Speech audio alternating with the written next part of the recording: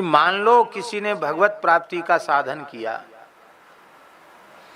और उसको इस जीवन में ज्ञान उत्पन्न नहीं हो पाया, न तो पूरी भक्ति परिपक्व हुई, न वैराग्य ही हुआ और न ज्ञान ही हुआ, और भगवान का साक्षात्कार भी नहीं हुआ, जिसको अपरोक्ष अनुभूति कहते हैं। भगवान की प्रत्यक्ष अनुभूति भी नहीं हुई, किंतु उसने भगवत प्राप्ति का साधन किया है। तो उस जीव का क्या होगा? ये बात नारद जी ने पूछी है नारायण भगवान से। उस जीव बेचारे का क्या होगा? वो तो कुछ तो हो नहीं पाया, अंतिम लक्ष्य तक पहुंच नहीं पाया, उम्र तो पूरी हो गई, श्वास आ गई अंतिम घड़ी, उस जीव का क्या होगा?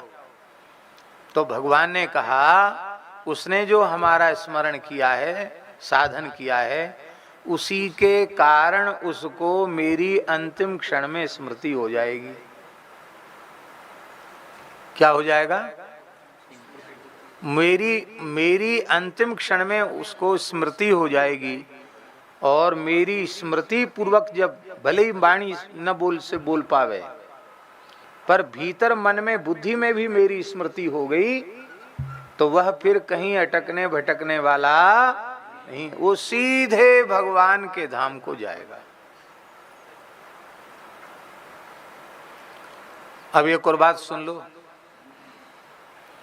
मान लो खूब भगवान का स्मरण करने वाला है और शरीर का कोई प्रारब्ध ऐसा आ गया कि वो एकदम मूर्छा में चला गया, कोमा में, जहां मन बुद्धि ने सबने काम करना बंद कर दिया, लेकिन बस जीवन भर तिलक लगाया है, तुलसी धारण की है, माला फेरी है, और शरीर का भोग तो आ गया। अब वो बेचारा क्या करे? और उस स्थिति में वो किसी का भी स्मरण चिंतन नहीं कर सकता, तब उसका क्या होगा?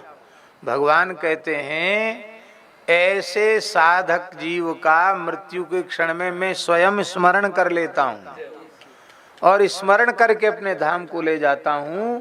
इसलिए जो भगवान के शरणागत होकर जो भजन में लग गए हैं, उनका कल्याण निश्चित है, इसमें कोई संदेह नहीं है।